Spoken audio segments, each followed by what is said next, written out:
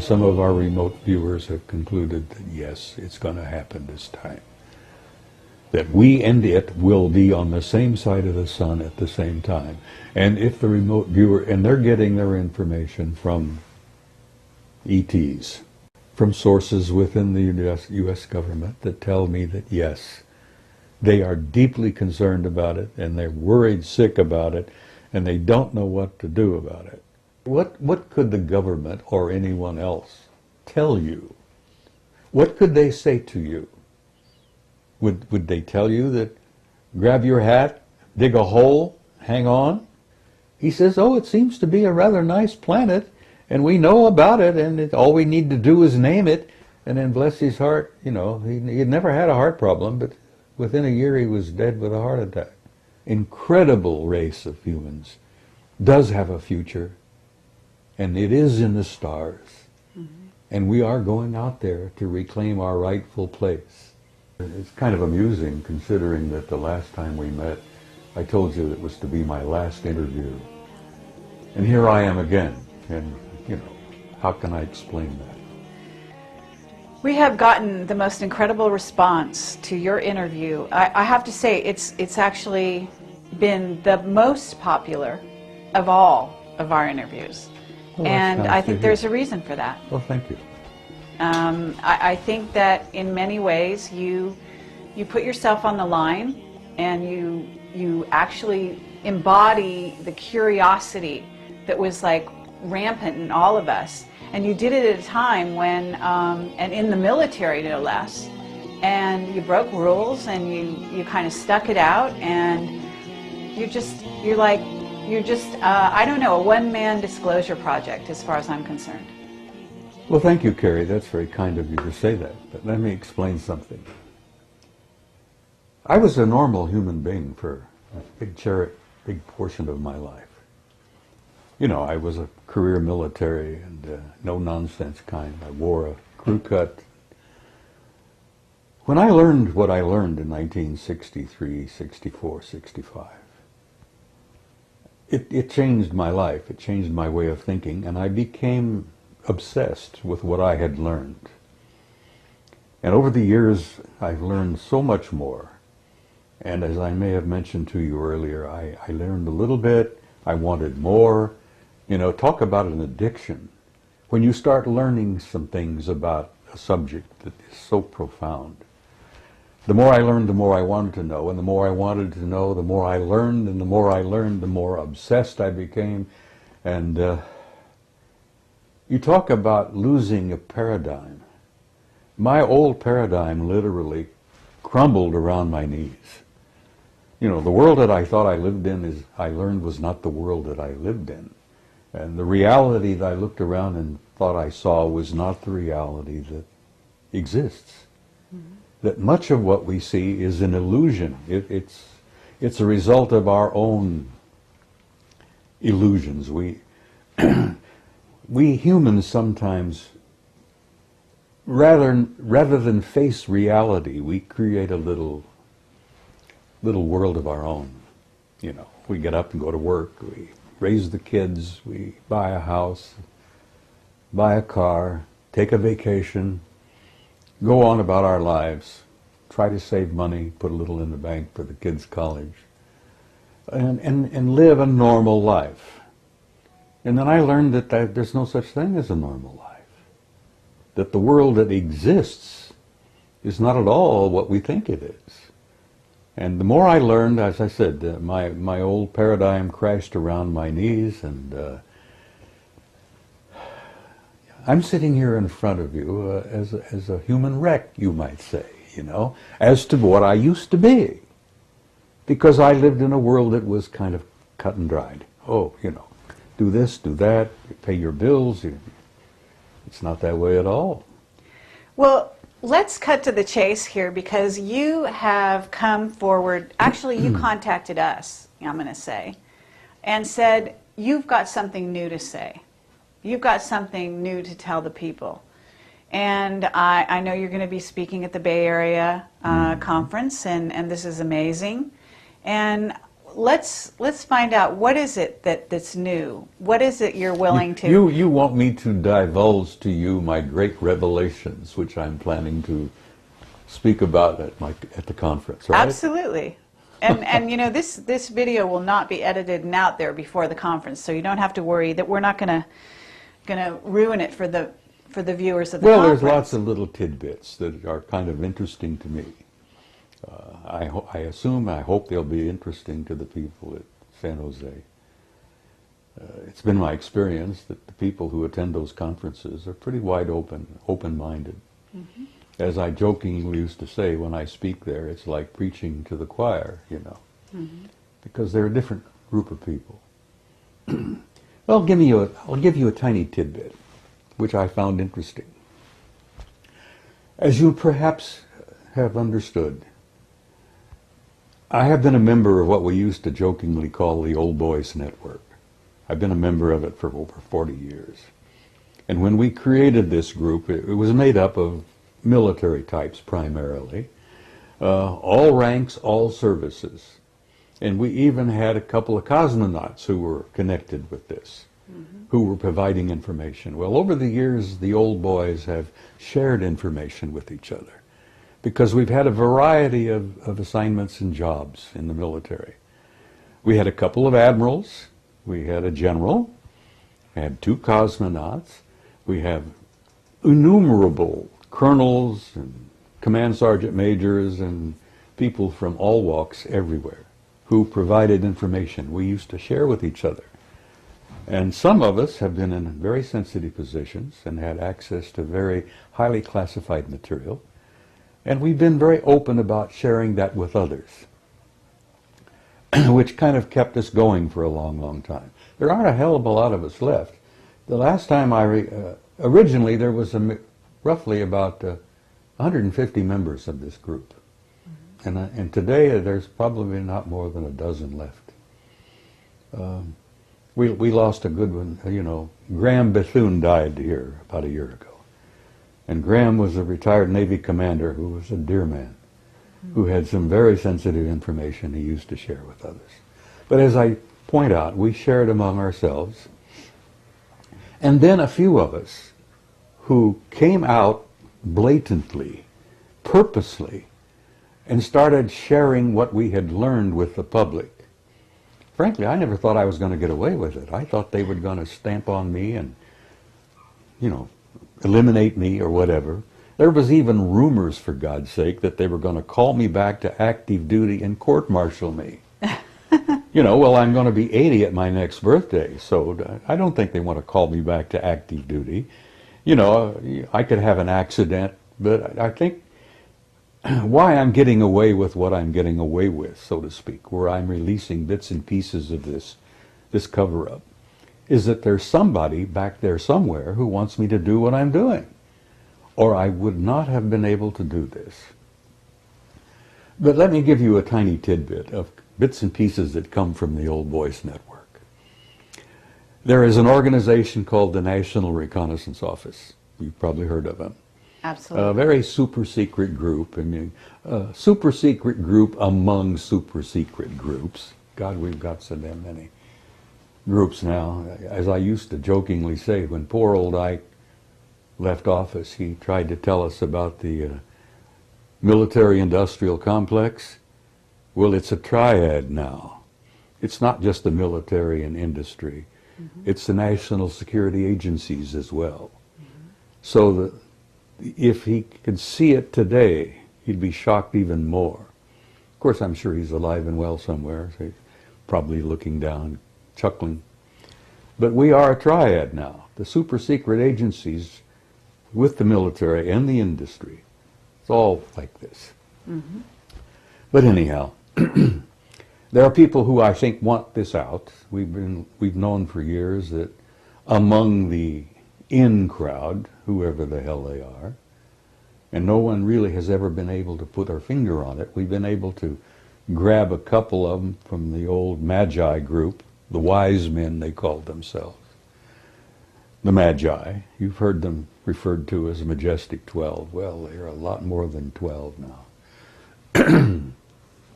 Anyhow, I'm getting away with sharing bits and pieces and tidbits which intrigue me because I think somebody wants some of this out. But the story I was going to share with you is that in the National Reconnaissance Office, about, I guess, 4 or 5 years now, they had for a number of years a series of satellites called the Keyhole system. You've heard of it? Yes. Keyhole. Oh, it was super secret and probably the very best satellite system in the world.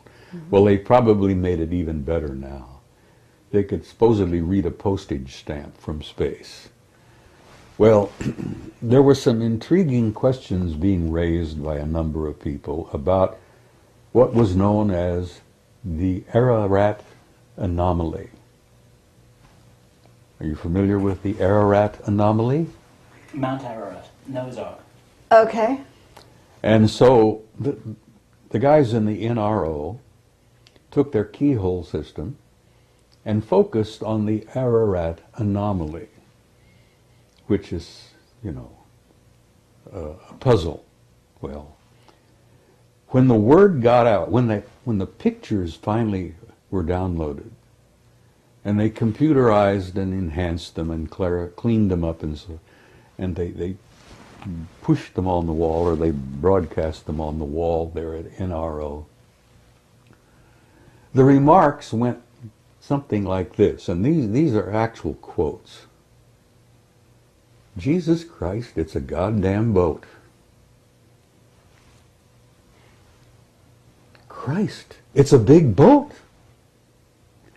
Okay, one would say, why would something like that be so highly classified that it is way above top secret? Why would the discovery of a boat on Mount Ararat be classified so high, far above, you know, anything? Anyhow, the story comes out. The reason they classified it is because after they discovered that it was a goddamn boat, a big goddamn boat, they inserted a team of SEALs on the site. Now, that's a term that the military uses to put a bunch of guys on a scene. Right. Apparently they dropped them by aircraft, they parachuted down, a dozen of them or so. They inserted them onto the scene, and these guys spent several days in this goddamn boat. And then they extracted them by helicopters. And when they extracted them, the guys brought with them some anomalous artifacts, which have never been described or named. But those anomalous artifacts is what led to this whole thing being classified not only top secret, but way the hell above. And that's a little bit of information that's come out via the network of the old So are you boys. saying this is Noah's Ark? No one knows what it is. It was originally the Ararat anomaly. But then they discovered that it was a gigantic boat, apparently. And But a boat built by humans. Well, it appears to be. It's essentially, from what they gathered, wood. Mm-hmm. But it's a work of genius, apparently. It was intricately put together, and it's really... And it survived all these years. Well, apparently. The question, how many years, you know? When was the flood? The last rumor I had was 12,000 years ago. 10,500 BC. When are they saying? I mean, I'm sure you have a theory. Well, the religious implications of it, you see. You know, every ancient culture on the planet has a similar tradition about a flood. And I'm sure there were many Noahs, so to speak, wherever. But the idea that this particular thing is so theologically sensitive that some yo-yo back there at NRO decided to classify it. And then they sent the seals in, and the seals brought back artifacts. Well, there you are, you see. What could they have possibly found in this big wreck that is so sensitive? Question arises, I don't know the answer to that. Hopefully, if the old boy still stays alive a few years, we might find out. I find that interesting, and I share it with people because it gives you an insight into that bunch of nitwits back there that classify everything. Bill, go ahead with your question about Mount Ararat, and then we're going to move on from there. I think it was Charles Berlitz who wrote a book, now this is purely from memory, which was called The Great Ship of Noah. And he published a bunch of photographs. These photographs are on the internet, of something that looks like a ship on Ararat. And there are two versions of this from what I've heard. One is fairly low down, and which is an enormous thing that looks like a whole lot of ship's timbers. And there are persistent reports of another object that's much higher up, way above the snow line, quite close to the summit. And I wondered if you could say which of these, if either, has been picked up by the keyhole satellites and analysed. And when the seals were inserted, did they carbon date the wood? Oh, I'm sure they must have, but I haven't got any information on that. My guess is, Bill, that the seals were inserted on the one on toward the top, up above the snow line. That's the indication that I got, that that was the one that they went in, they landed, they dropped, they parachuted in. Spent a number of days up there, apparently. But what they brought back in the terms of anomalous artifacts is the thing that intrigued me. Why would they classify it so far above top secret? But that bunch of nitwits back there, and I've known some of them over the years. I've worked with some of them. And I think they are a bunch of damn nitwits. You know, there's no damn reason why they've classified so much. Mm-hmm. What year was this when the seals were sent in? About 5 years ago, from what I can gather. Really? Yeah. That's bizarre. Well, the keyhole program was really big in the late 90s. Now, I'm sure they've got satellite programs that are even better now. We've got civilian programs that are so damn good that the Department of Defense will often go to the civilian contractors and buy photographs taken by civilian satellites that are outstanding. So it leads you to suspect maybe how much better could be some of our DoD satellites. Right. You know, they have classified Lake Vostok. They took it away from JPL, who was monitoring it, and, you know, with satellites and all. You're familiar with Lake Vostok in Antarctica? No. Oh, no. Oh, God, that's a sensitive story in itself. Under the ice in Antarctica, there is a freshwater lake, deep, deep down under the ice. That's 100 miles long, about 50 miles wide. Fresh water. The temperature in the damn lake is about 65 degrees, which is pleasant swimming, you might say. But at the end of Lake Vostok is what's known as a gigantic mass con, a mass concentration of metal, very similar to the mass cons they discovered on the moon. Gigantic circular-shaped metallic objects deep under the ice at the end of Lake Vostok. Highly classified. JPL had it.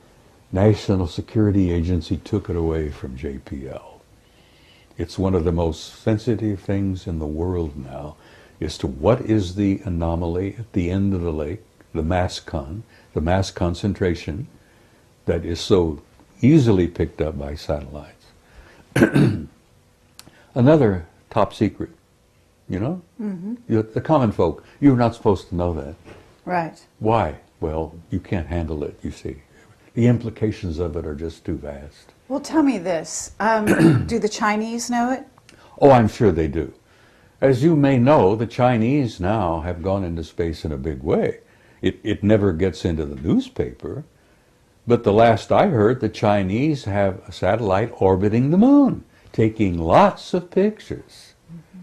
Well, I'm hoping that the Chinese publish a lot of those pictures, because our own NASA people took many, many pictures. The Army took thousands of pictures under the Clementine Project. Are you familiar with Clementine? I've heard of it. It was not a NASA program, it was an Army program, Department of Defense. They took thousands of pictures. They've only released a dozen or so. They took pictures all around the moon, backside, bottom, top, everywhere. Well, are you in touch with Richard Hoagland? I know Richard. He's a good friend. Okay. So you know some of his recent research? Well, I read his recent book, which is dynamite. Uh-huh. Okay. You know about the secret space program? Oh, yeah. And you know about the von Braun and the Nazis and what's been carried over to the U.S. Oh, honey, it's political bigger system? than that. Okay.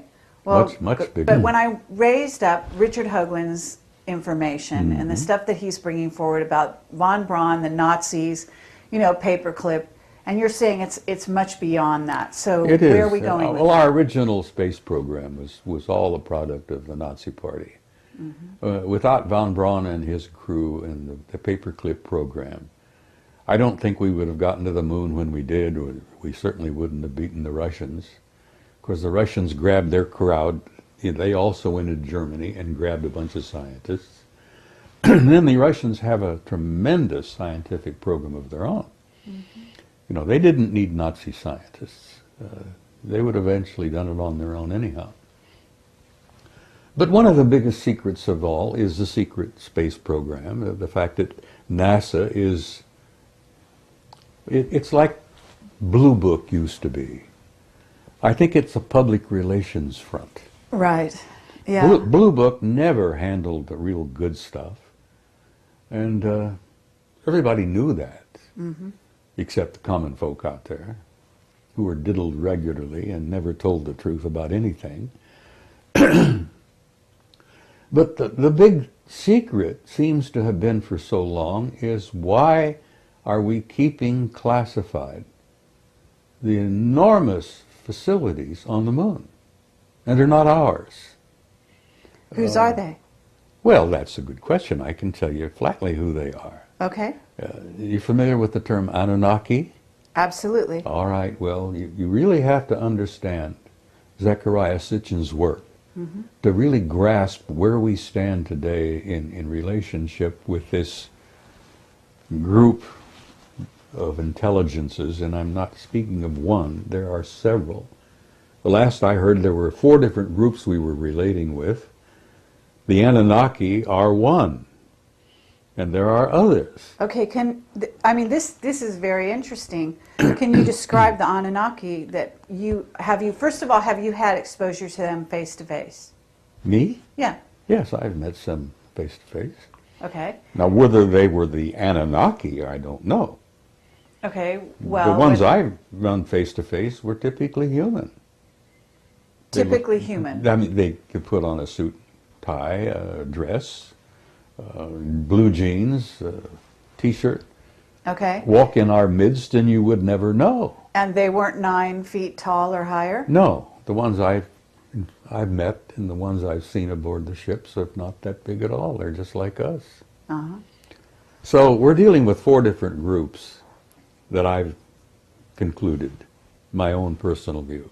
Okay. Yeah, you might talk to Jim Sparks and he might tell you there are 8 or 10 or a dozen more. You know, I don't know. I can only tell you what little bit I've learned over the years. There are 4 different groups that I've encountered, and they're all humanoid. One group is completely human.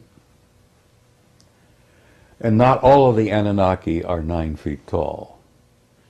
They were human enough that we are related to them and they're related to us.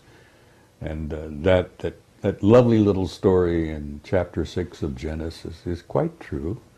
They did indeed engineer the genes and chromosomes of an existing species on this planet. God knows how long ago. Sitchin says it was 200,000 years.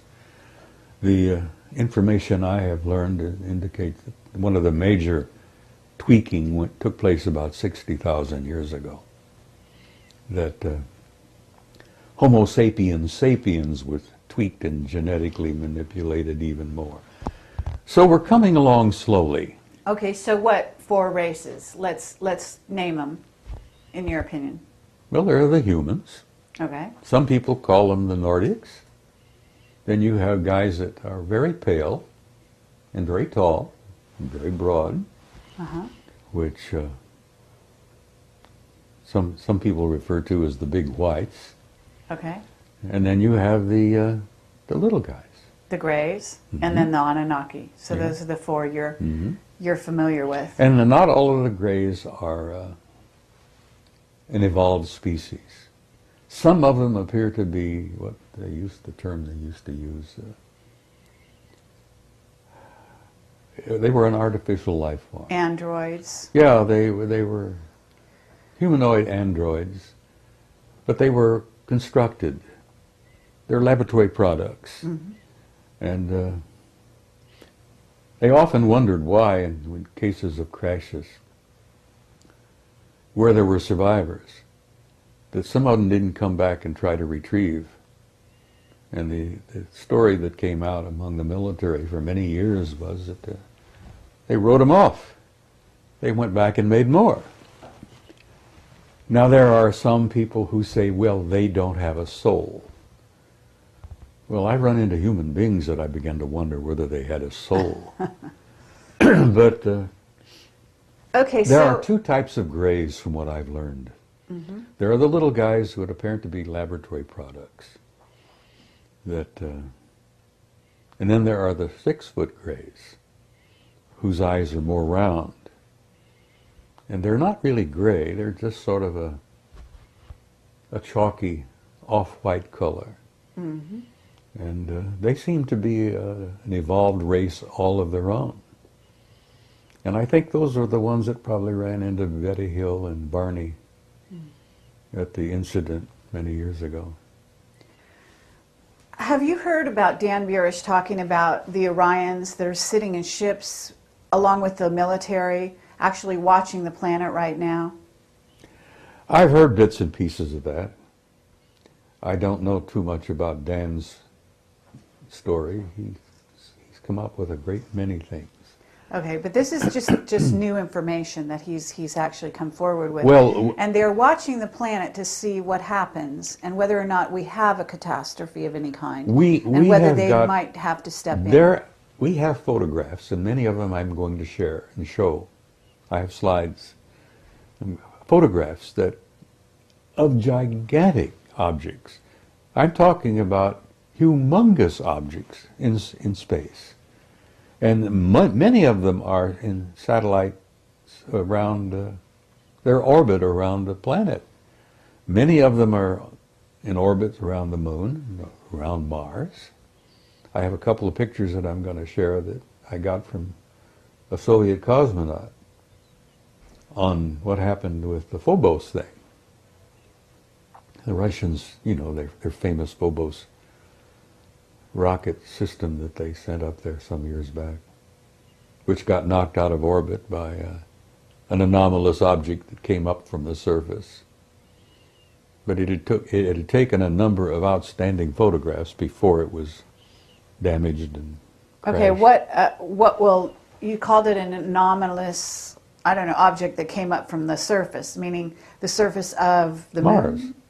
From Mars. Earth. Yeah. Okay. No, the Phobos program was sent to Mars because they had hoped to land a lander on the satellite Phobos. There are 2 circling Mars, which are anomalous. Again, that fantastic word, anomalous. Astronomers consider them anomalous because, first of all, they're going in the wrong direction for an actual satellite, whatever that means. They're too small to be natural satellites, and they're too close to the surface of Mars to have survived. Because if they were natural, they would long ago have been brought down and sucked in by gravity and crashed. The fact that they're still there puzzles everybody. So the Russians said, we're going to land on Phobos. It's about 12 miles in diameter. I think Deimos is only about 6 or 7. And they were going to take some pictures on the surface. Well, you know, apparently the intelligences up there decided, no, you're not going to do that, and bumped Phobos, the satellite that the Soviets sent up, knocked it out of orbit, and it crashed, apparently. But they've been doing that to the JPL craft going up and around Mars for There years now. There is an intelligence on Mars that wants to limit our access to their reality. And they've done a damn pretty good job of it. Well, our witness, Henry Deacon, and I don't know if you're familiar with him. I'm familiar with him. I don't know him well. Okay.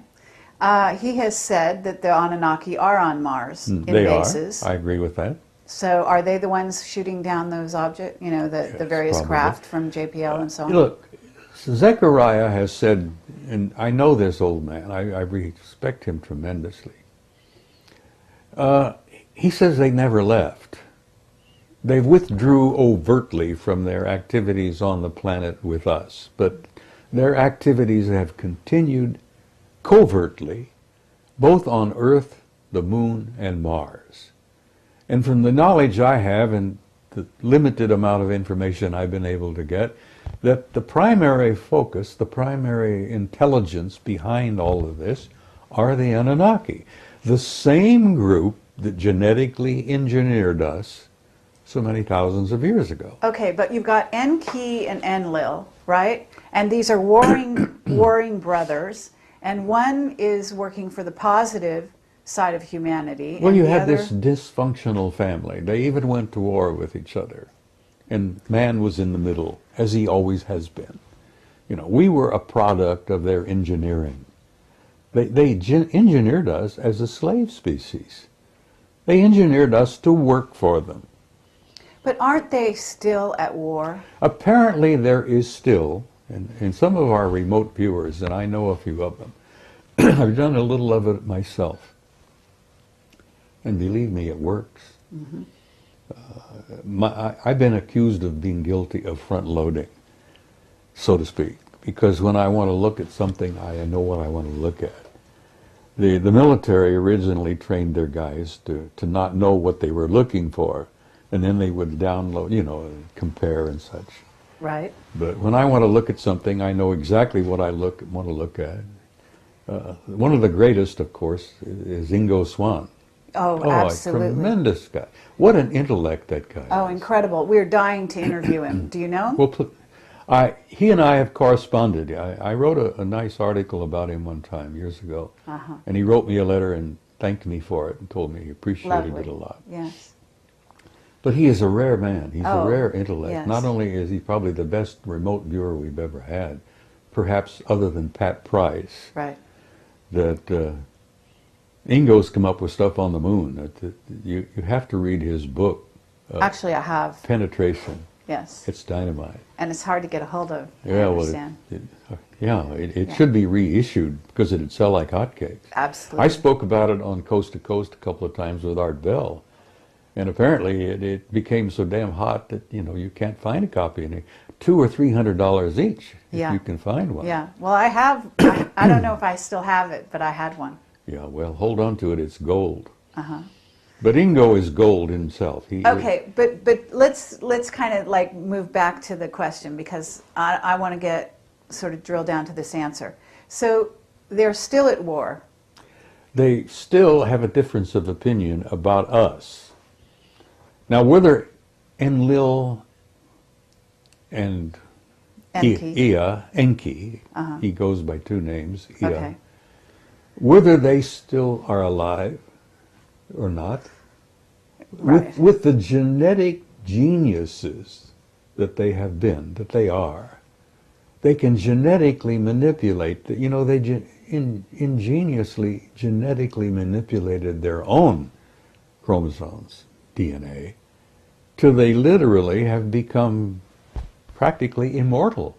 Now, I wouldn't be a bit surprised that Enki and Enlil may still be alive. Mm-hmm. Maybe they're running around with a cane like I do, and grunting and groaning. They got the great grandkids doing the running, and I don't know that, and I'm sure that no one else does. But apparently the factions are still divided. And the one side wants to use us, as they always did, and the other side wants to give us the opportunity to be our own species, to chart our own future, and to call, to determine our own lives. Mm-hmm. And there apparently has this been difference of opinion going on. So when we get back to the national security state and the state of the U.S. right here and now, I mean, you're an ex-military. I hardly want to call you ex because I think you're in some ways probably still consulted here and there. We're about to go to war with Iran. What's your perspective on this? We're not? No, we're not. Okay. And that's my opinion. Mm-hmm. And for whatever it's worth, Sure. I have a half penny in my pocket that I don't believe that we're going to have a nuclear war because I don't think the custodians will allow it. Right. The planet is too valuable. It's too rich a reservoir of life. Not only the humans here on this planet, but all the other creatures. This planet is an absolute cornucopia of beautiful, beautiful forms of life. And not only that, but the the fauna and the what's the other term? Flora. The flora. Uh-huh. The flora is infinite almost. Yeah. No, the planet's too valuable. Okay. They've got a lot invested in planet Earth, and they're not about to let it go to a nuclear war because they have the power to see that it does not happen. And I want to tell you something else. You've heard this old rumor about the Prime Directive? Mm-hmm. Bullshit. It doesn't exist. Right. Okay. They have been interfering here, breaking the so-called Prime Directive over the centuries, so thousands of times. They have been interfering, according to our historical records, back to ancient Greece. They probably had a hand in that damn dust-up at Troy. Mm-hmm. They took sides. There were even rumors in Homer's reports that the gods themselves came down and took sides and played in the game. To them, it's a game. Right. Well, the Bhagavad Gita, if you're familiar with it, I mean, filled with it. The Vedas are filled with it, you see. Absolutely. Richard Thompson is a genius. He's written a book about it. Oh. Alien Identities, it's called. Okay, I'll take a look. Read it if you get a Yes, chance. I'd love Richard to. Thompson. Okay, now I'm going to change gears. He worked with Cremo on there. Oh, really? Yeah, they were jointly wrote that book on hidden history of the human race.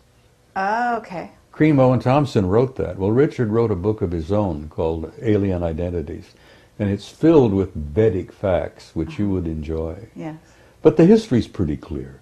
They've intervened over the centuries, again and again and again, wherever it seemed appropriate to their benefit on their behalf. And they've gotten in our wars. They've messed around in that whole mess. Okay, but what about Planet X? Oh, it's a reality. Yeah? Yeah. So what are they going to do about that? Well, apparently they are concerned about, you know the story, according to Sitchin and according to the Sumerians, it's a reality. Mm-hmm. Well, our astronomers apparently have concluded that it is indeed a reality. For almost a century, astronomers have been concerned and interested about what they called an intruder that seems to come and go from time to time, and they can measure it by the perturbations and the effects on other planets. They've known its existence for a long time, but they've never gone public about it. Well, in the early 80s, the JPL, the guys at Jet Propulsion Propulsion, used to call it Jack Parsons Laboratory. Yes. Which I think is probably where the original JPL came from. Yes. Because Jack Parsons established it. Anyhow, they sent out a couple of Pioneers satellites back in '82. just to try to determine if there was some truth to it. Mm-hmm. And the pioneers apparently came back with data which said not only yes, but hell yes. And the pioneers concluded, the Pioneer satellite data concluded. So, wow, astronomers were troubled by that. Whew. Could this thing be real? And well, what did they do? They sent out what they called an infrared astronomical satellite. I think they called it IRAS anyhow, and this was done in '83.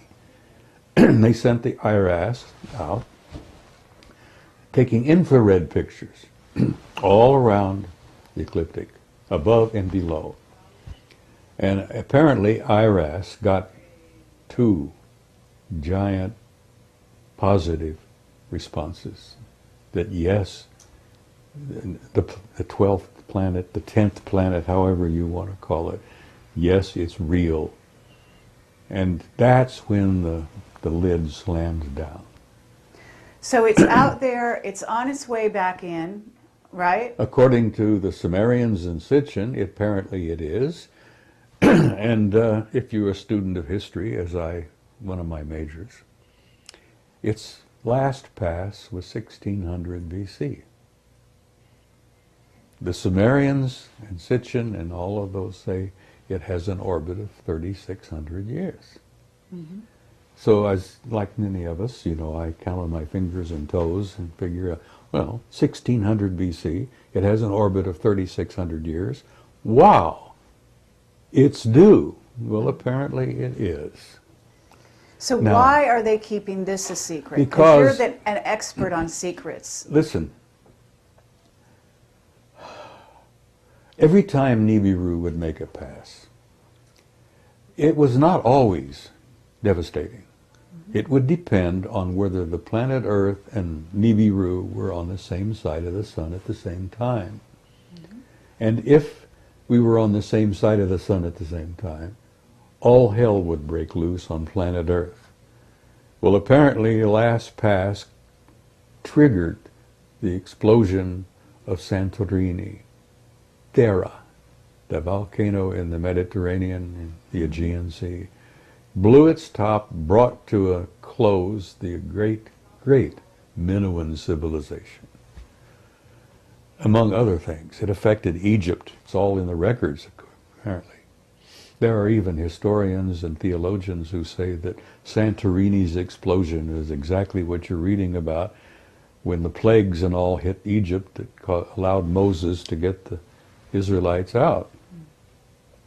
But if you look at 1600 BC and figuring that was a relatively recent pass, it's due now, and apparently the guys in the astronomical observatories know it. And that, again, is above top secret. Let me give you a tiny example. For a number of years ago, there were 2 brilliant guys working at the Naval Observatory in Washington. Tom Van Flandern is one who I hope you've interviewed. No, but yeah, please continue, and we'd love to do He's that. no longer with the Naval Observatory. The other one was the chief astronomer at the observatory, a brilliant man by the name of Robert Harrington. Right. And Harrington gave an interview to Zecharia Sitchin a number of years ago. I think it was 91 or so. Mm-hmm. Where he came right out and said, Dr. Sitchin, we are interested in this because it ties in perfectly with the work you've done on the Sumerians and the ancient planet Nibiru. He said, we found it, it's real, we have photographs of it, and he says from what we can put together, it's a rather nice planet. It's about 2.5 times the size of the Earth. Apparently it's heading toward the system, the center of the system. We've concluded about everything about it except that we haven't named it. And Zecharia spoke up and he says, it's already been named. He says, you simply call it Nibiru, as the Sumerians called it, the planet of the crossing. Mm-hmm. Well, Mrs. Sitchin and I were in agreement I miss her. She died about a year ago. She was convinced that Robert Harrington had died because somebody bumped him off, because he had the courage to come out and give Zechariah this interview. I don't know whether you've seen it or not. It's on tape. No, I haven't seen it, but we interviewed Lucas Scantamburlo about this subject, and he's also talked about Robert Harrington. Yeah, well, Harrington gave the interview to Zechariah, and it's on a video called Are We Alone? And I think you can pick it up at the conference here next week. Okay. I have a copy, and I sent a copy to Neil Freer, who's a man you should interview. Okay, well, we're in touch with Neil. He's a very interesting guy. Oh, he's brilliant. He's a brilliant guy. He's brilliant. He just recently came out and admitted that he's had an intimate interrelationship with extraterrestrial intelligence since he was a child. Well, he's always talking about the Anunnaki. I do know this. Well, he wrote a book called Breaking the Godspell. And he has supported Zechariah's work for years. I have a question, Bob, if I may, about the provenance of this information, in the sense that Zechariah Sitchin's work is very well documented, and a lot of people watching this video will be very familiar with his books and with all the intelligent commentary about that. Are you saying that you have additional information based on your contacts within the Old Boys Network, or are you doing a neat presentation of... Many of my conclusions are my own, you know, and they, in many respects, correlate perfectly with Sitchin's work, which is, you know, Neil has told me, he says, you know, Zechariah really should get the Nobel Prize. But I don't know what they would grant it to him in what field. But he's such an outstanding scholar in what he's done, and the Earth Chronicles is what he calls all of his work. Well, I think there's 7 or 8 of them now. I have 2 questions. One's a minor one to do with celestial mechanics. And it's just something that I've never understood, and I've heard this question from many other people as well. That if Nibiru comes from the outer reaches of the solar system, it's going to be an icy rock, which isn't going to be the kind of place that any beings could live on or would want to live on. And researcher Andy Lloyd, who you probably have heard about, has theorized that what they're seeing in the photographs that you referred to as an orange object is actually a brown dwarf, with the possibility of Nibiru being one of its moons, if you like.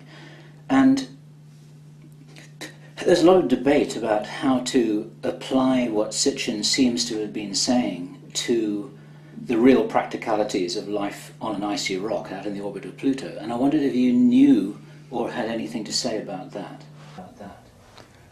No, it's not an icy rock.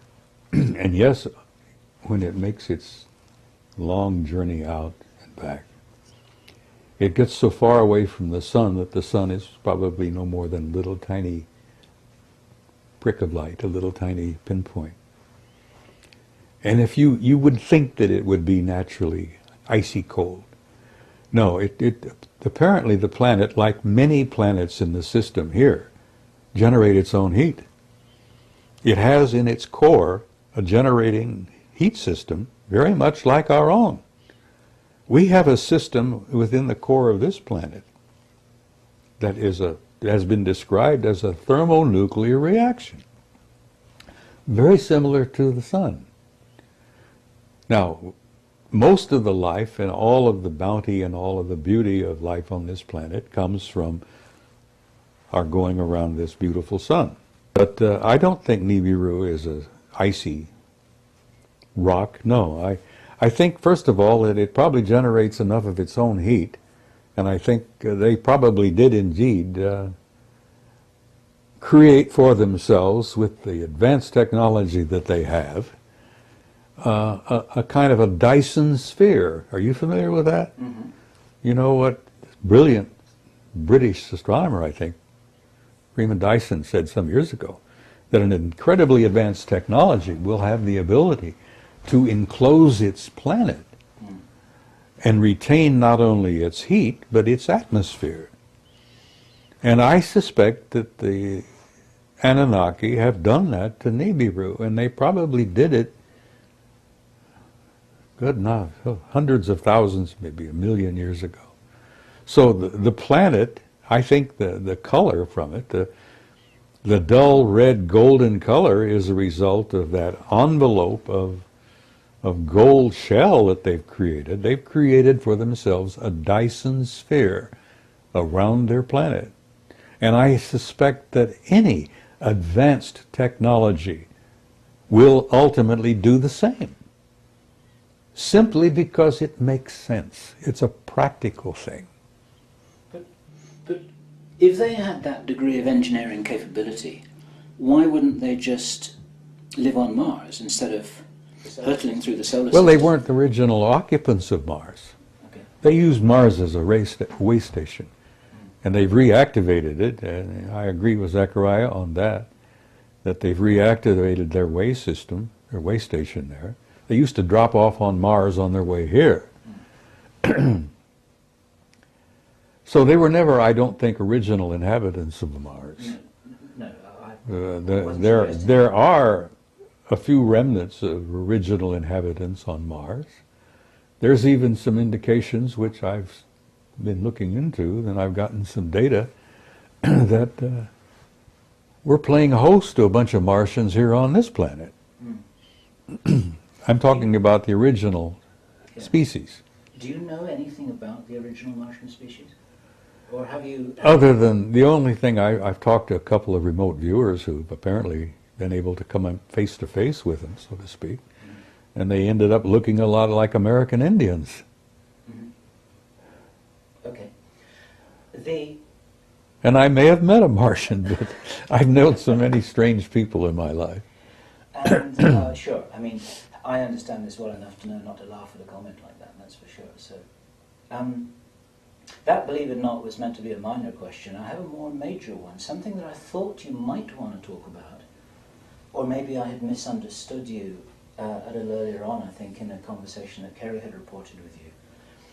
Some serious researchers, Linda Howe, Jim Mars, quite a lot of other people, are really suspecting that there may be a hoaxed alien invasion as a kind of major celestial 9/11 event in our skies. You're talking about a false flag kind of situation. Flag, yes. And if we were to pull that off, if any of our idiot nitwits back there think that they could pull that off, I think they'd make absolute damn fools of themselves, because I don't believe it would work. I don't think you can do that when you've got the real power out there that wouldn't allow that to happen. Not so much an invasion, but a big display in the sky to create fear and to make people easier to control. Carol Rosin said that she had always been told by Werner von Braun many years ago. Yeah, Werner shared that apparently before he died, that it was one of the programs that the government at the time was considering. You know, they've had these little plots they've been working on all the time. This war, that war, the stock market crash, this, that, you know, all these little magician things that while I'm showing you this hand, I'm picking your pocket with this one. They may have had that in mind at that time, but I don't think they're thinking of it seriously now, because I think that our so-called powers that be, which is a joke, are in such close relationship and collusion with the real power that it would never work, that they would never allow it. It's like they're not going to allow a thermonuclear war. Yeah. There's too much valuable real estate here. Not just this rich gold mine of human genetics. What a ripe reservoir we are of genes and, God, the whole species, plus all of the other fauna and all of the other flora. This is a valuable planet. And they love it. They own it. We've never owned it. We just live on it. They farm us, so to speak. God, Charles Fort was right to some degree. We are property. And we're going to remain property until we reach a point where we can literally stand up and say, all right, we're going to do this now ourselves, and prove it to the universe. We're dealing with a universe filled with life, and most of it is so far beyond our own. I used an analogy one time, and I said, they look upon us like we look upon headhunters in New Guinea. Now, you've seen the films, you know, History channels and all the rest. They're naked, they're running around with these stupid things on their penises and, you know, bones through their, whatever. Pathetic, sad, primitive, savages. They're not to be feared. They're not to be abused. They're to be nurtured and cared for. Well, the difference between some of them out there and us is the difference between us and these poor guys in New Guinea and those rainforests out there. Now, I joked about that, and then I learned later that that wasn't really a very accurate comparison. I learned later that I didn't even come close to an appropriate comparison. That the real comparison between many of them out there and us is closer to how we feel about the chimpanzee. And Bill, if you allow your mind to take those trips, and I know you do, there are creatures and life forms out there that are literally godlike. A lot of the remote viewers who've encountered them, and I've seen a few of them myself, look upon them as transcendentals. They manifest as living energy life forms, forms of light. They're the same kind that appeared when Jesus was walking around. Probably the same kind of guys that showed up with poor, Joseph Smith. I didn't know the history of the Mormon faith. Poor Joe had an event one time happening in his bedroom where two brilliant, beautiful, tall, glimmering, glistening beings of pure light appeared in his bedroom. Those are transcendentals. Now, the difference between them and us is between us and the rhesus monkey. So I think I'm getting close, maybe not, but I'm thinking I'm getting close to an analogy that may be more realistic.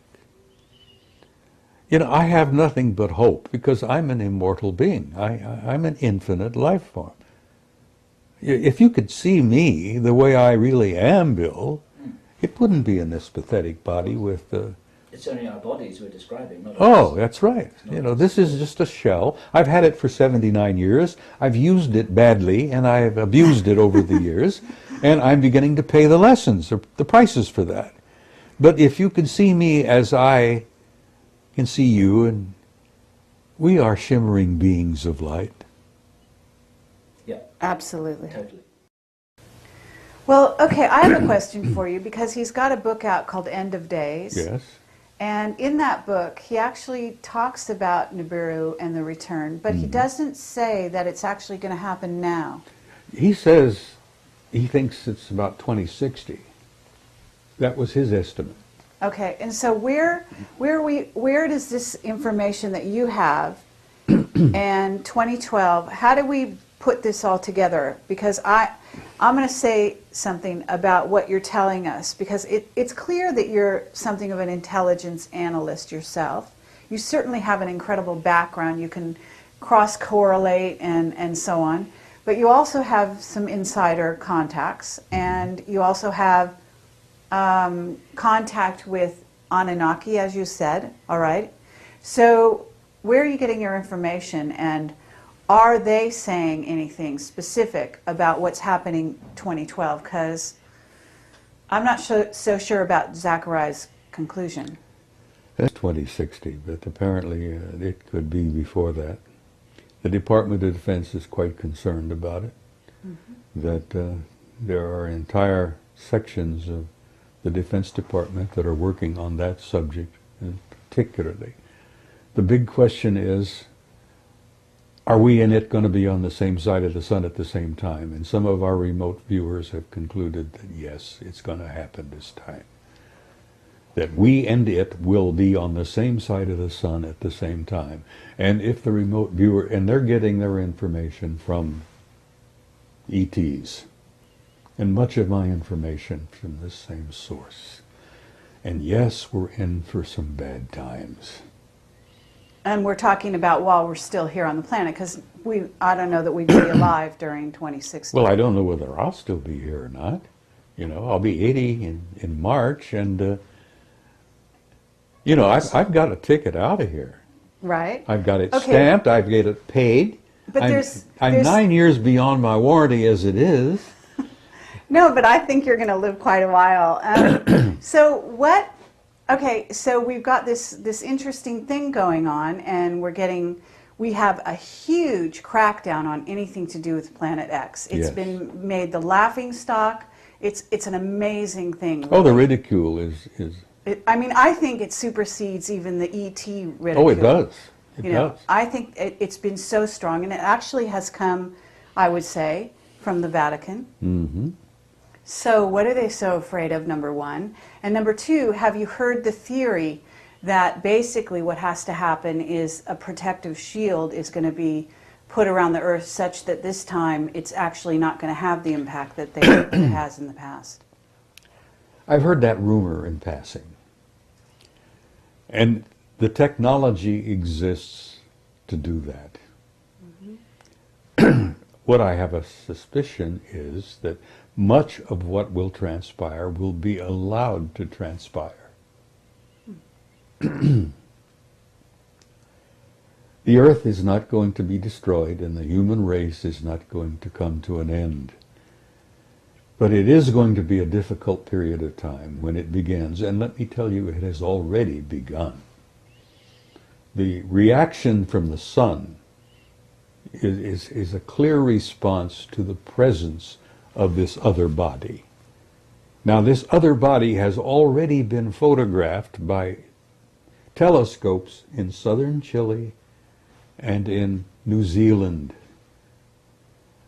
I had asked Marcia to dig into her files. I had an article from a good friend who publishes a magazine in Rome.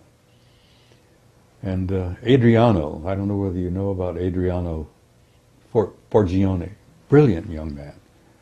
Yes. Anyhow, he has connections with the Vatican. He has good friends who are Jesuit priests and astronomers. And the Vatican is concerned about it. Anyhow, Adriano sent me an article including 2 photographs that have been taken of Nibiru already. Taken by primarily, I think, this observatory in Chile. But they've taken pictures at an observatory in New Zealand as well. So it's close enough now that optical telescopes have pictures of it. And they're studying it carefully to try to determine, what is it they call it, the celestial mechanics of how everything moves. Well, if our remote viewers are correct, and the ETs have given us some rundown on it, it's going to be a difficult passing. Because we and it are going to be on the same side of the sun at the same time, and that means all hell's going to break loose. Now, they have the technology. We're talking about not only Anunnaki.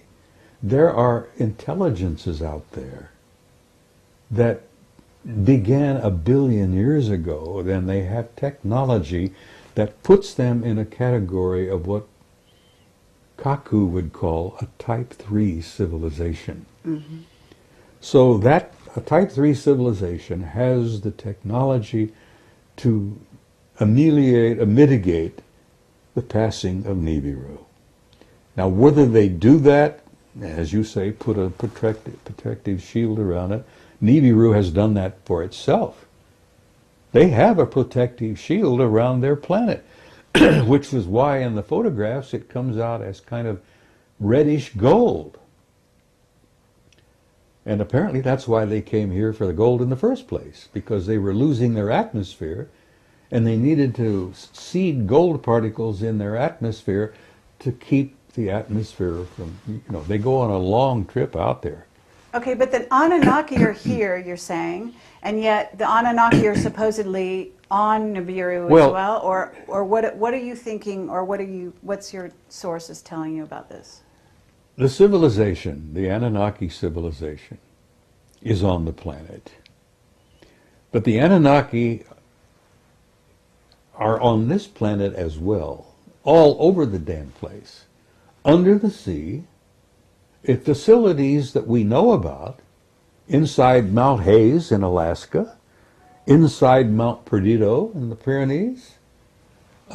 There's one right in the middle of Australia, which is near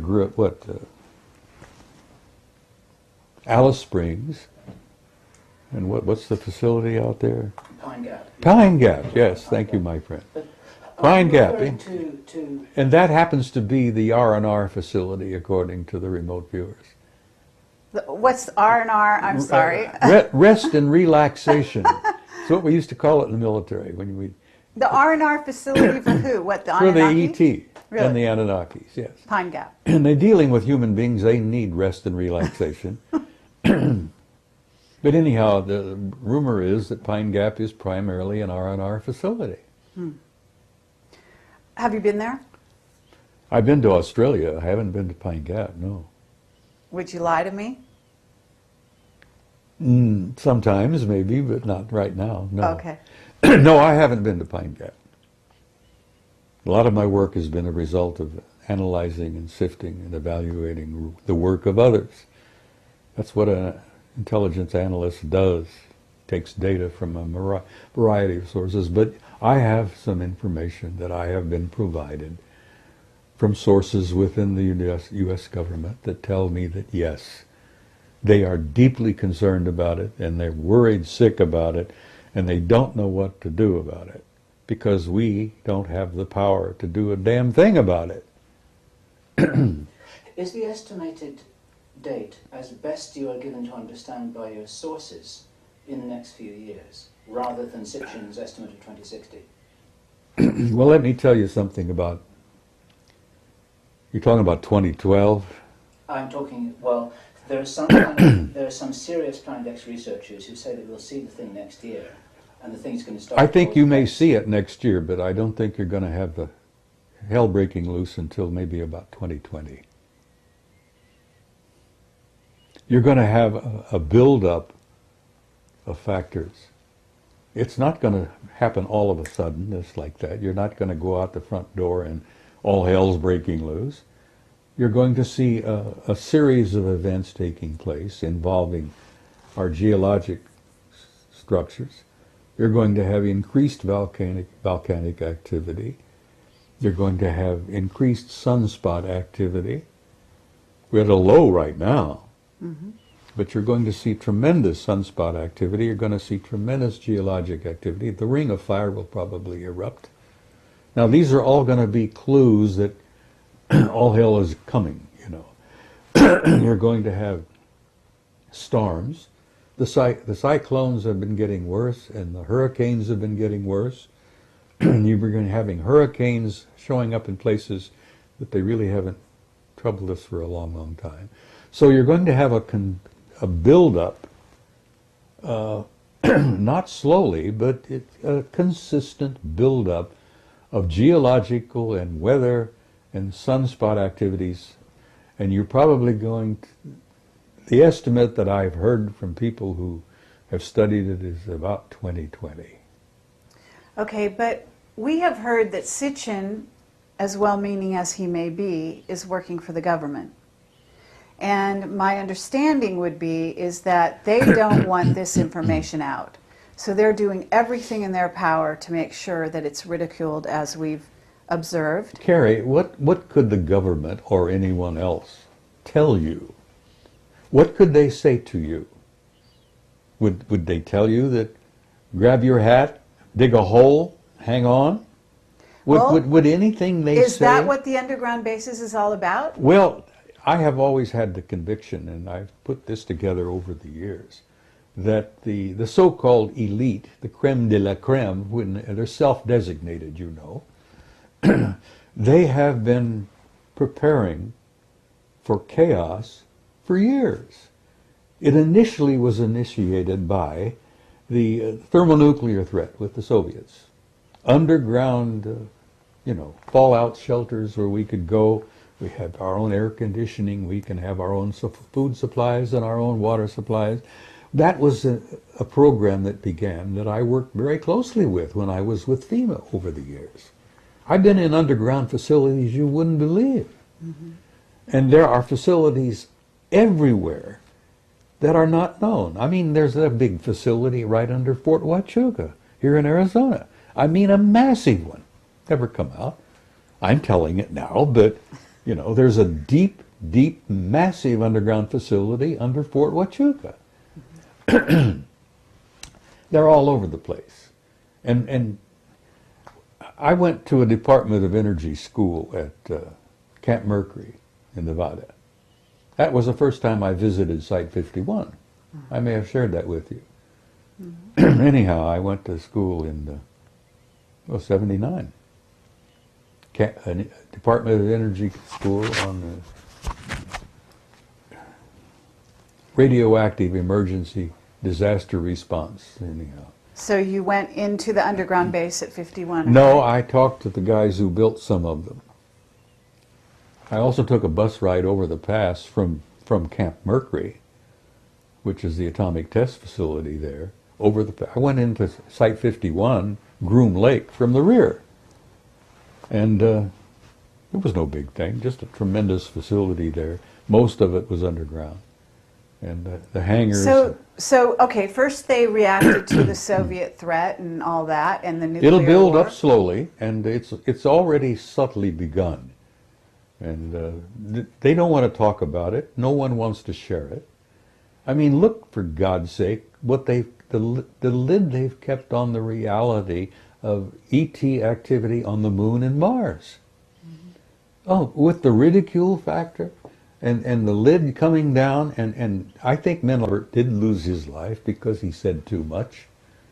He says, oh, it seems to be a rather nice planet, and we know about it, and all we need to do is name it. And then, bless his heart, he'd never had a heart problem, but within a year he was dead with a heart attack. When Ike met that crowd at Muroc, which is now Edwards, right, in 54, uh-huh. He met the Anunnaki. Mm. Poor Ike, not long after that, had a heart attack. Mm. It was more than he was able to deal with. The shock of that reality took a toll on him. Hmm. And that's one of the reasons why the Brookings report reached the conclusion it did. You can't tell those poor folks out there all this. They couldn't handle it. Well, BS, they can handle it. Damn, human beings can handle anything. I mean, I have to agree with you. We've gone through hell over the centuries.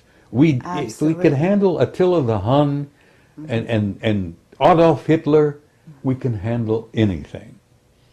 We've been designed to handle anything. We haven't been designed to live very long.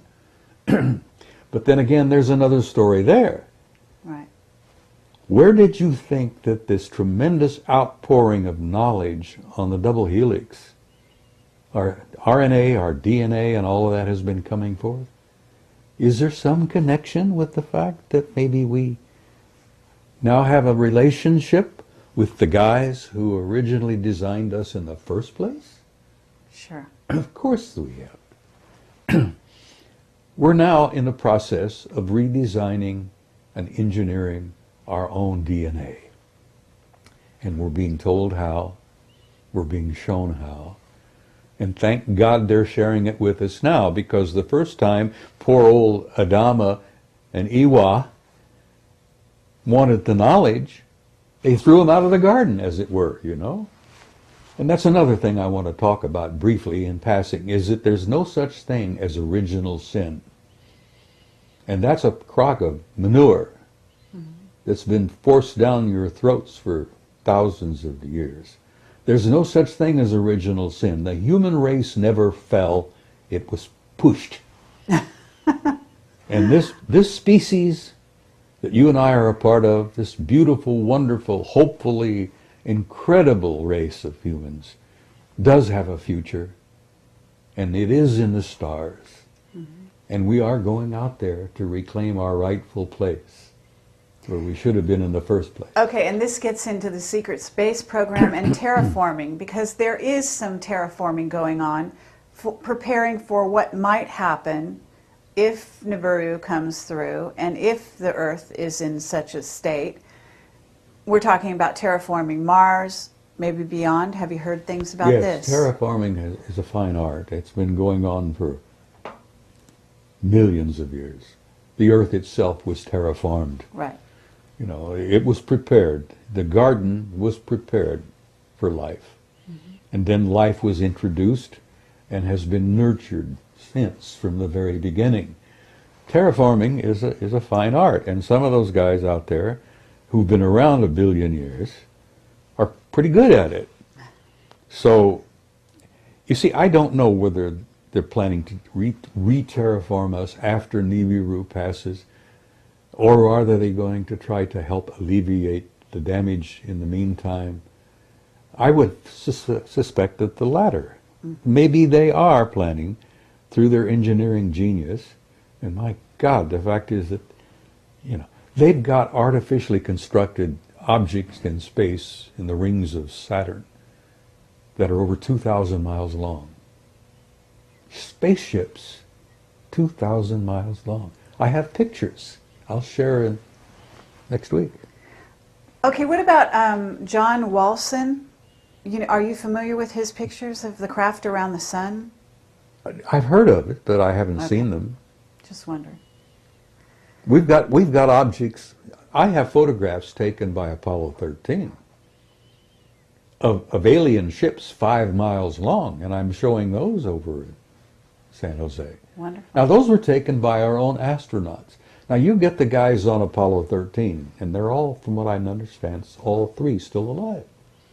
And you won't get a one of them to admit who snapped the shutter on that camera, but the film is there, and the negative number is there, the roll number is there, and there it is. NASA photograph of a 5-mile long artificial spaceship.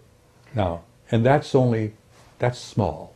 Well, let's talk about the astronauts for a minute, because what's going on with Clark McClelland, and why is he having such a problem coming forward? I didn't know Clark was having a problem.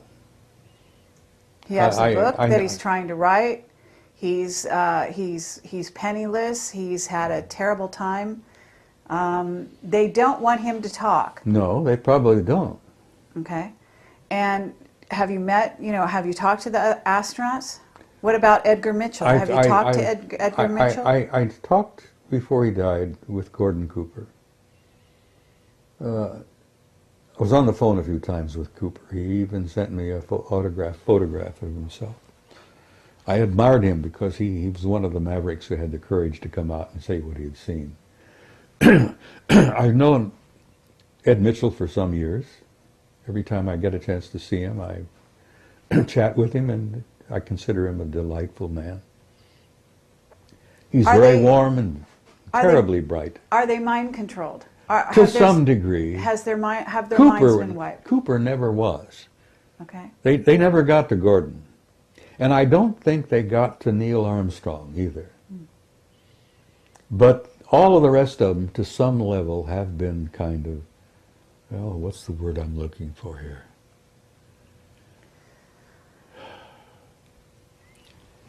They have been conditioned not to speak. And in some cases, they may have been hypnotically affected to not remember. Dark mission, Hoagland says, and the evidence is pretty clear, that they hypnotically debriefed, is what they call it, But supposedly they were hypnotized to help them enhance their memory and to recall, and apparently some of them had been hypnotically advised not to remember certain things. As much as I admire Ed Mitchell and respect him, tremendous, wonderful guy, he has admitted publicly in front of other people that his time on the moon, walking on the moon, was kind of vague. He can't recall everything. And of course,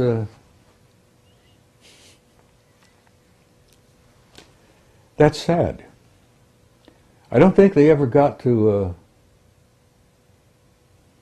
Neil Armstrong, because when he got back, he left the program, said to hell with it, I'm out of here. He went back to Cincinnati and started teaching math at the university there. And Armstrong hasn't said 5 words publicly since. Uh-huh. And then you have a case of Aldrin. Now, Aldrin has had experiences where he has been with friends, and the subject would come up, and Buzz would start to cry, or he would get nauseated. One time, and Hoagland touches upon this, I think, chapter 10 in the book, where Aldrin was in conversation with a few people and with his wife, having a few drinks, and was just kind of relaxed. And somebody asked him a blunt, straight to the point question. And he had to run out and throw up. He got sick. Now this to me is a result, and I've studied it enough over the years to know that that sounds to me like hypnotic suggestion. Mm-hmm. He has been hypnotically conditioned not to remember or to not even discuss it. And if he gets nauseated, and in the one instance with a bunch of old friends, old flyboy types, he ended up starting to cry. Now this breaks my heart, because Aldrin is a good man. He was one of our better men to be selected for that program. Mm-hmm. You know the story, and this is common knowledge. They got back from Apollo 11. They put Aldrin in a sanitarium for about 6 weeks. He was suffering from alcoholism. Do you believe that? Do you believe one of our best and bravest, one of the finest, who in the Apollo program suffered from alcoholism? Nonsense. That apparently it was the programming to be reinforced. Now, why would a grown man with his background break down and cry like a baby, or end up getting nauseous and barf on the subject? That's hypnotic, post-hypnotic stress. So what is it on the moon that is, that is so important that they want to completely whitewash it out? Oh my God, the astronomical societies, the professional astronomers in this country have been guilty of criminal activity. You may quote me. They've been guilty of criminal activity for years to not discuss the reality of what they knew on the moon. There are major facilities and major activities going on the moon all the time. Not only that, the moon has water. Now, whether it's a natural process from the satellite, or whether it's water that's been stored there for use, there are vaporous signs of a form of an atmosphere in the bottom of some of the craters. Now, astronomers have seen these pictures, but that dishonest bunch of nitwits won't discuss it. They're scared because you know why? 90% of their income comes from government grants. And when you've got a government grant, and that's your prime source of income, You're going to say whatever the government says you should say, or don't say whatever the government doesn't want said. Well, anyhow, there's some atmosphere on the moon, at least in the base of several of the larger craters. There is water on the moon, but there is major activity going on. I mean, we're talking about engineering activity. There are giant ships that come and go out of the craters. Mm-hmm. There are lights all the time. They have noticed bridges appearing and then disappearing. I mean, they're active as hell on the moon. But the same activity is going on Mars. Sure. You've seen my photograph, I guess. It's not only my photograph. But there's a city the size of Chicago underground on Mars that's generating so much heat it shows up in infrared photographs. Are you in touch with John Lear? I've met John. I've been in his house a time or two. I visited him. I have a tremendous respect for him.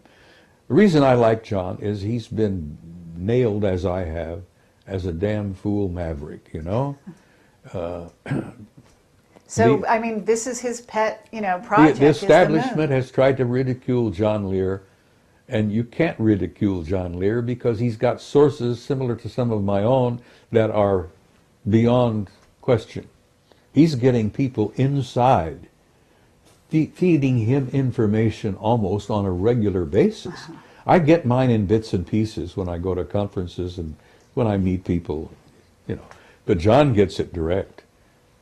Okay, I have a question for you about Arlington Institute and what's might be happening in October, because we have a lot of information coming at us about October and about something that may be planned. I don't know if you've heard some of this stuff.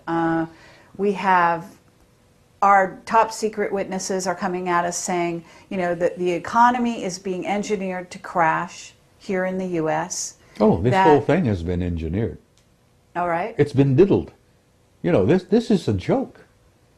And the poor guy out there, the poor working man on the street, as it were, is being screwed royally.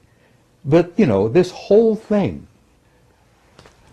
Carrie, I would almost come to a point that 90% of what you call reality are threats with the Russians, the Georgia invasion, the stock market collapse. All of this is all engineered.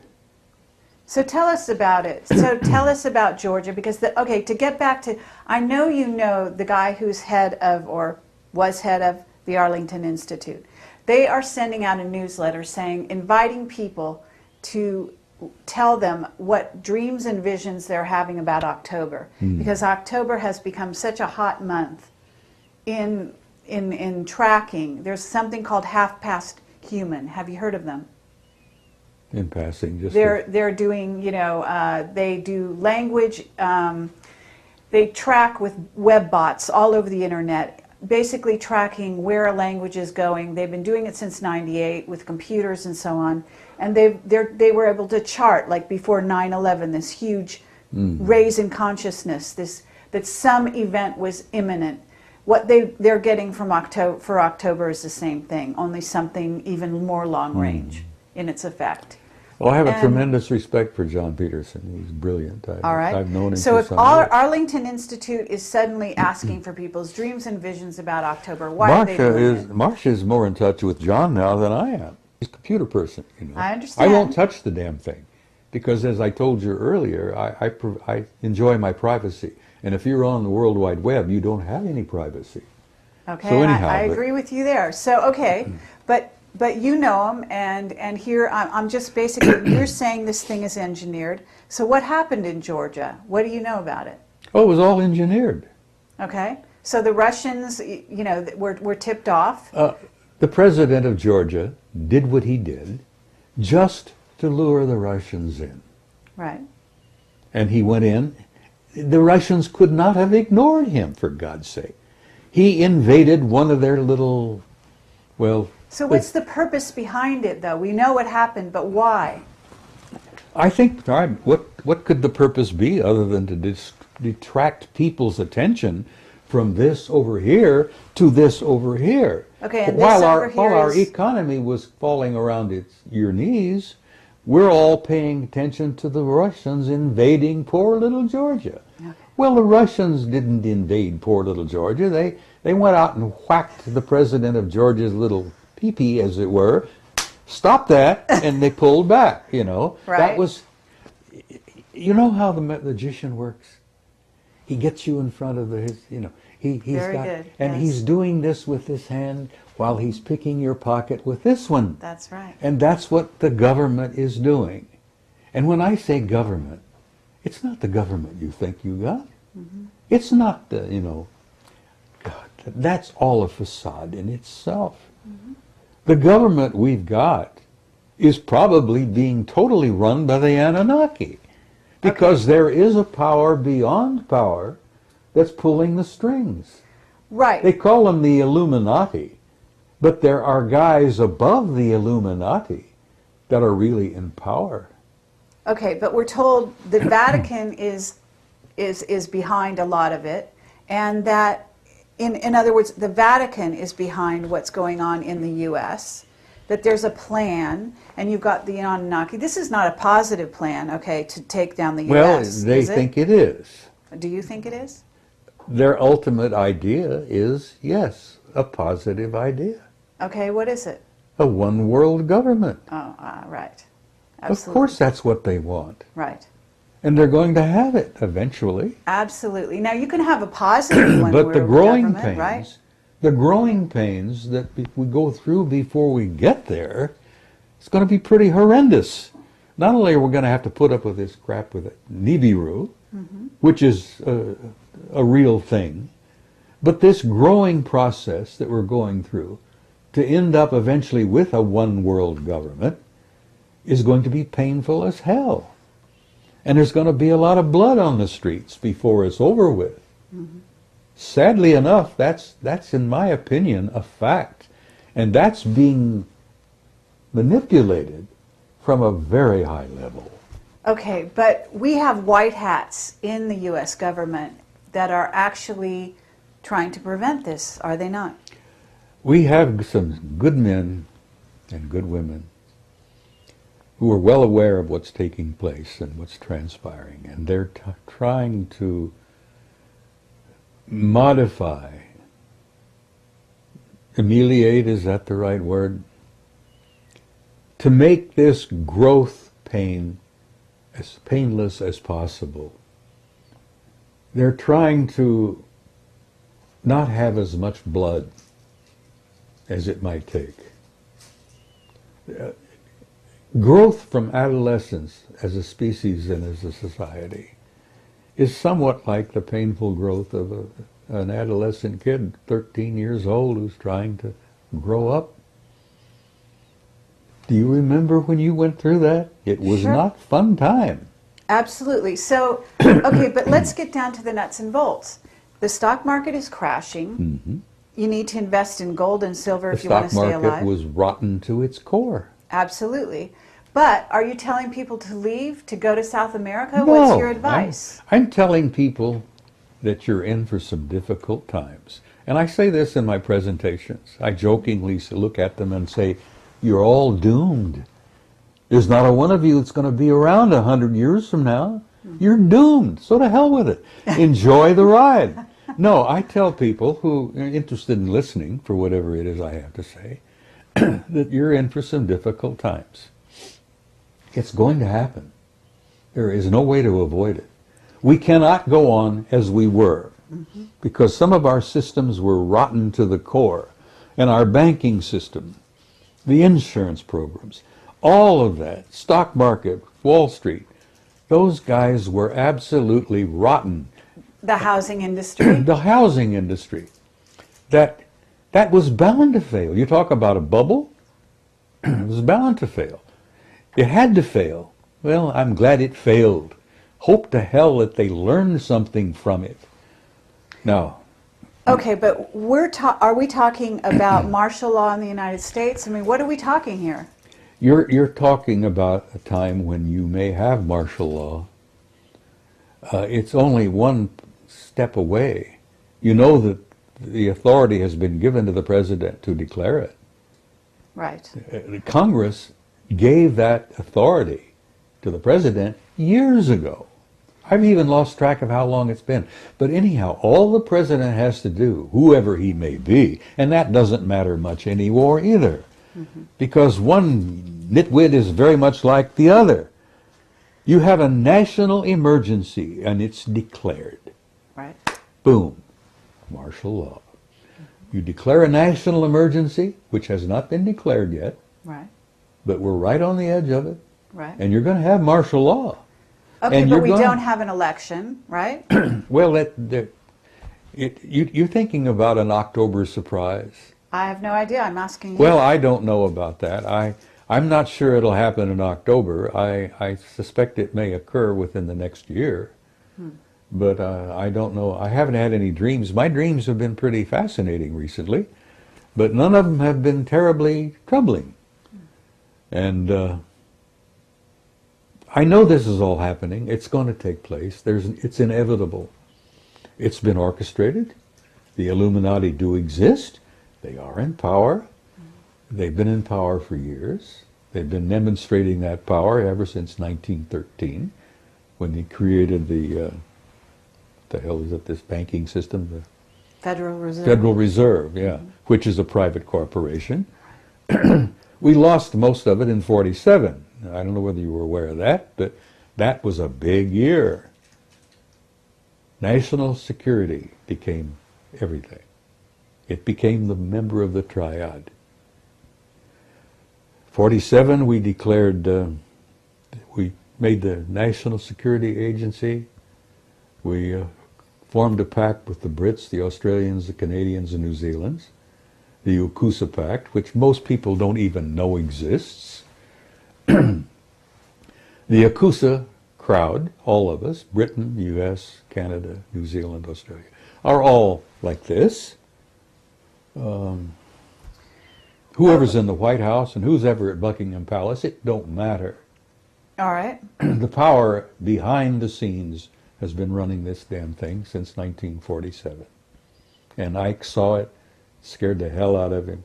He met the Anunnaki, that scared the hell out of him. So they're pulling our strings now like they always have. Okay. So what's your solution? What would you tell people? I mean, in facing the future, in trying to reinvent the future, certainly Marcia's working with people to become enlightened, to She's doing apply. a tremendous amount of work to help people make this transition. Carrie, we're not just going through a transition, we're going through a transcendent transformation, literally. A transcendent transformation. We're going to come out of this thing when it's all over with, totally different species. We're not going to be the same people we were in the past. And that's good. And it's going to hurt, and it's going to be painful. And I tell people, and I've said this repeatedly, don't get too uptight about it. You've been through hell before, you're going to through a bit of it again. But once it's over, once you've made that transition, we're going to have, hopefully, a new world, a new future, a new beginning.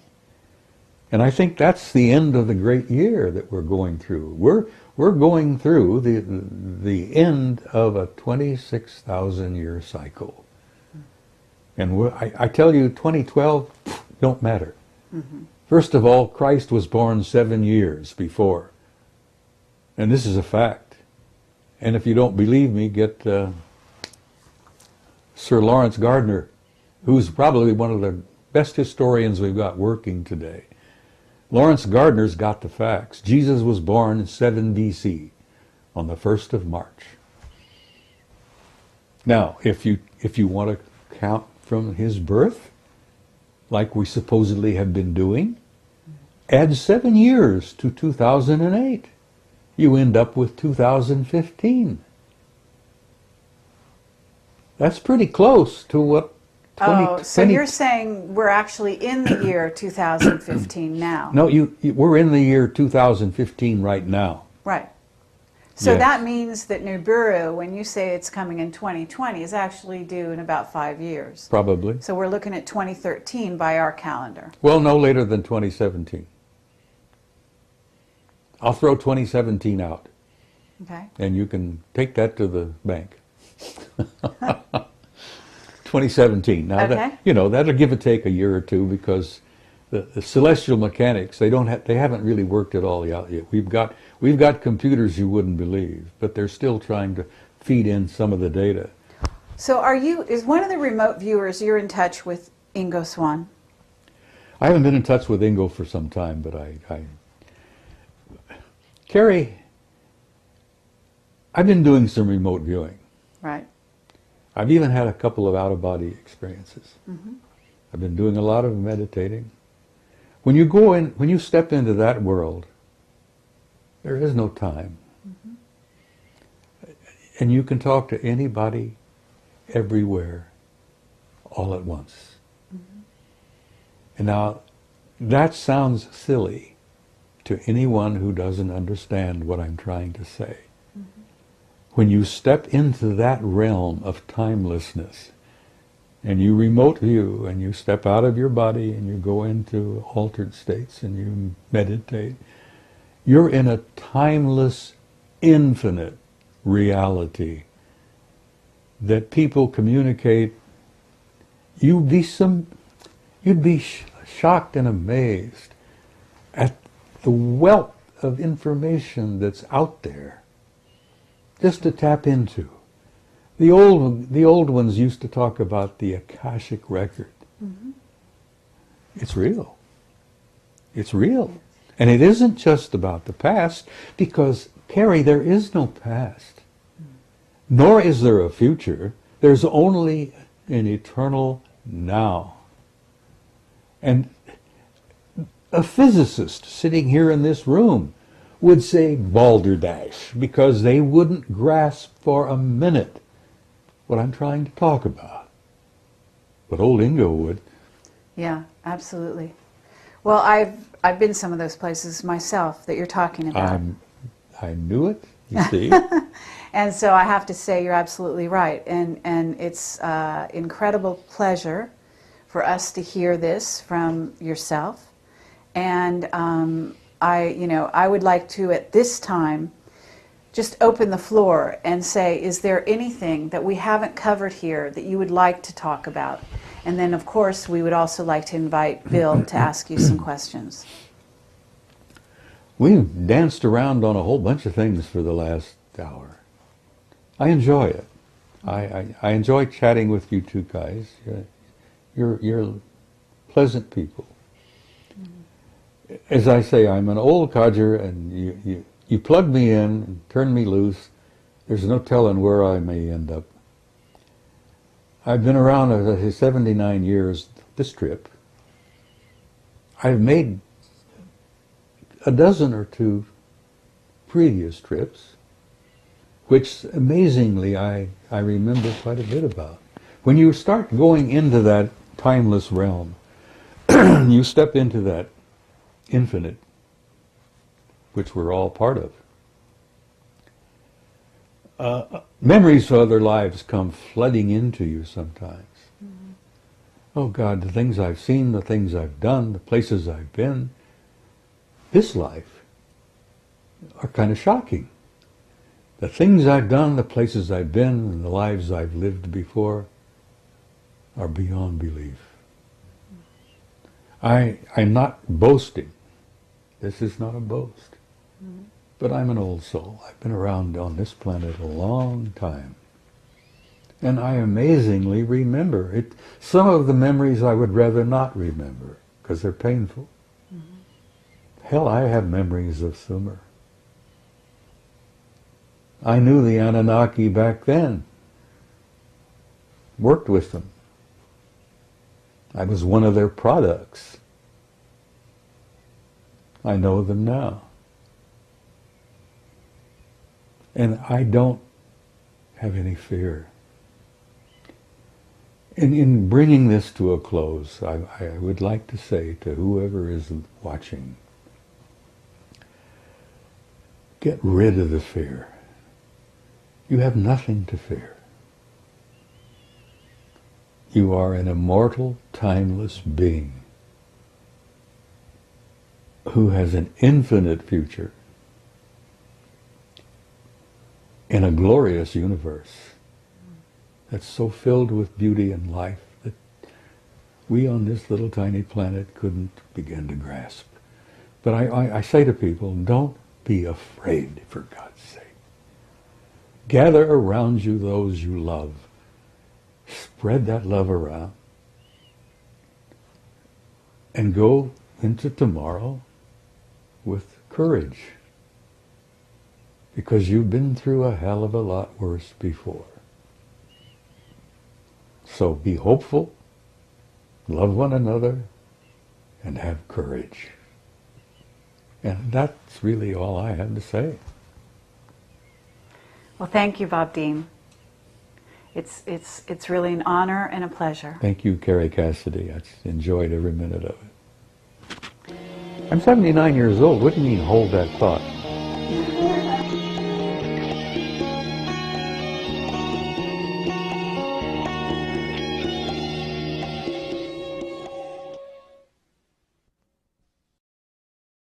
Of our own.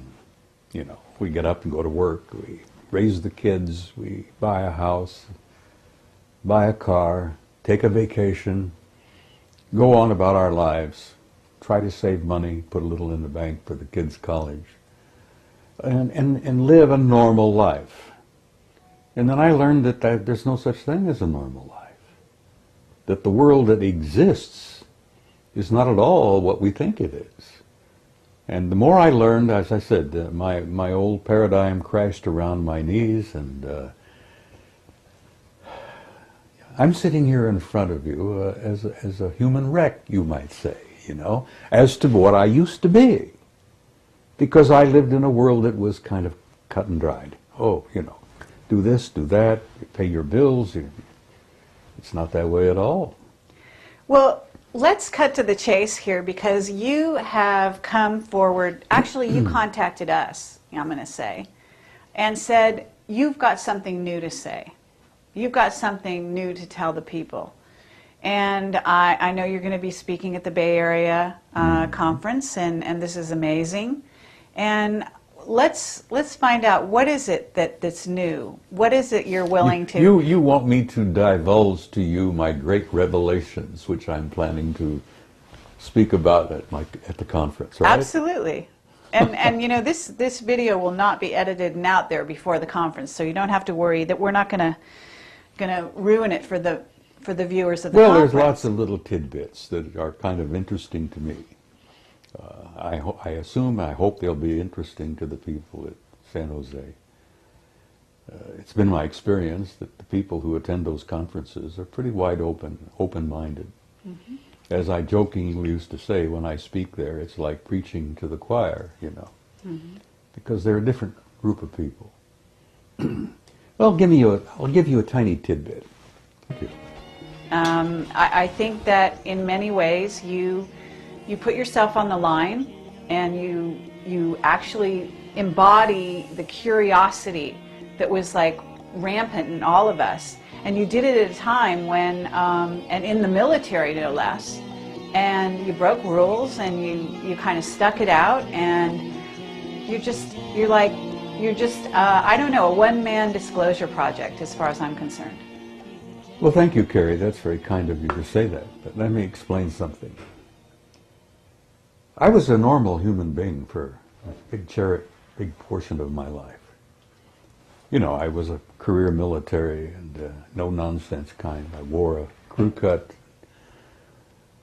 When I learned what I learned in 1963, 64, 65, it changed my life. It changed my way of thinking, and I became obsessed with what I had learned. And over the years, I've learned so much more. And as I may have mentioned to you earlier, I learned a little bit, I wanted more. You know, talk about an addiction. When you start learning some things about a subject that is so profound.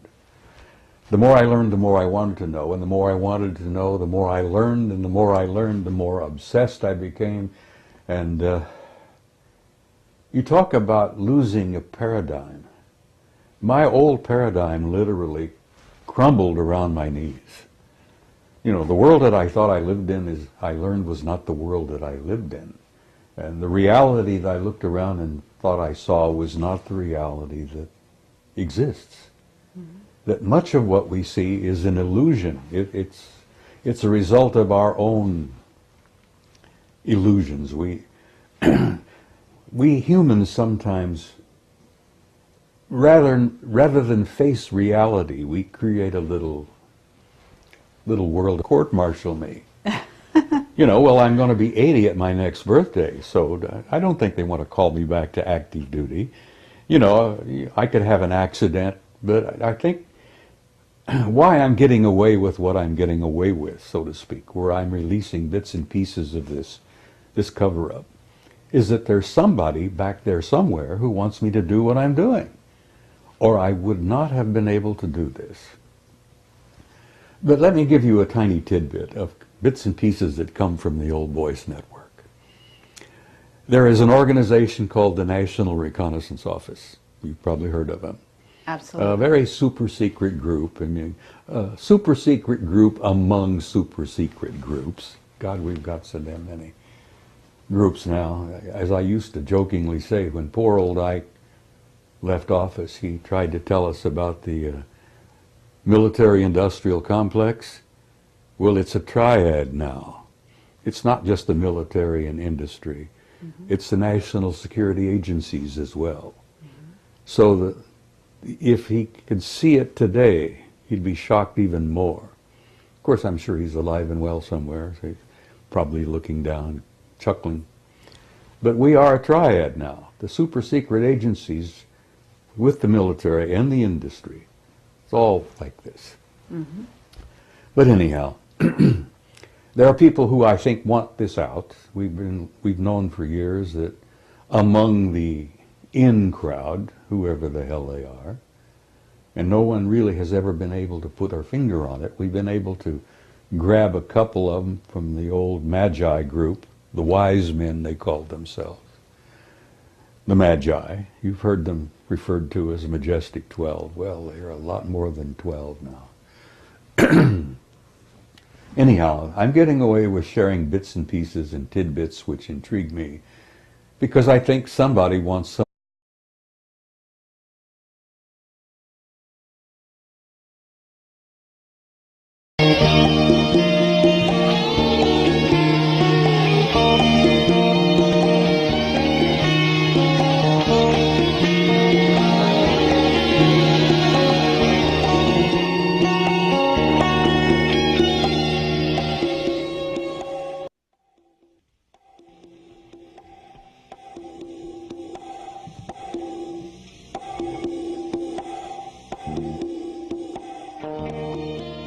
Some of our remote viewers have concluded that yes, it's going to happen this time. That we and it will be on the same side of the sun at the same time. And if the remote viewer, and they're getting their information from ETs, from sources within the US government that tell me that yes, they are deeply concerned about it and they're worried sick about it and they don't know what to do about it.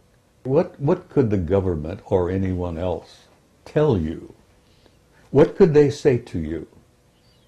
Would they tell you that grab your hat, dig a hole, hang on? He says, oh, it seems to be a rather nice planet, and we know about it, and all we need to do is name it. And then bless his heart, he had never had a heart problem, but within a year he was dead with a heart attack. Incredible race of humans, does have a future. And it is in the stars. Mm-hmm. And we are going out there to reclaim our rightful place. It's kind of amusing considering that the last time we met, I told you it was to be my last interview. And here I am again. And, how can I explain that? We have gotten the most incredible response to your interview. I have to say, it's actually been the most popular of all of our interviews. Well, and I think there's a reason for that. Well, which I found interesting. As you perhaps have understood, I have been a member of what we used to jokingly call the Old Boys Network. I've been a member of it for over 40 years. And when we created this group, it was made up of military types primarily, all ranks, all services. And we even had a couple of cosmonauts who were connected with this, who were providing information. Well, over the years, the old boys have shared information with each other because we've had a variety of assignments and jobs in the military. We had a couple of admirals, we had a general, we had 2 cosmonauts, we have innumerable colonels and command sergeant majors and people from all walks everywhere who provided information we used to share with each other. And some of us have been in very sensitive positions and had access to very highly classified material, and we've been very open about sharing that with others, which kind of kept us going for a long, long time. There aren't a hell of a lot of us left. The last time originally there was roughly about 150 members of this group. And today there's probably not more than a dozen left. We lost a good one, you know. Graham Bethune died here about a year ago. And Graham was a retired Navy commander who was a dear man, who had some very sensitive information he used to share with others. But as I point out, we shared among ourselves. And then a few of us who came out blatantly, purposely, and started sharing what we had learned with the public. Frankly, I never thought I was going to get away with it. I thought they were going to stamp on me and, you know, eliminate me or whatever. There was even rumors, for God's sake, that they were going to call me back to active duty in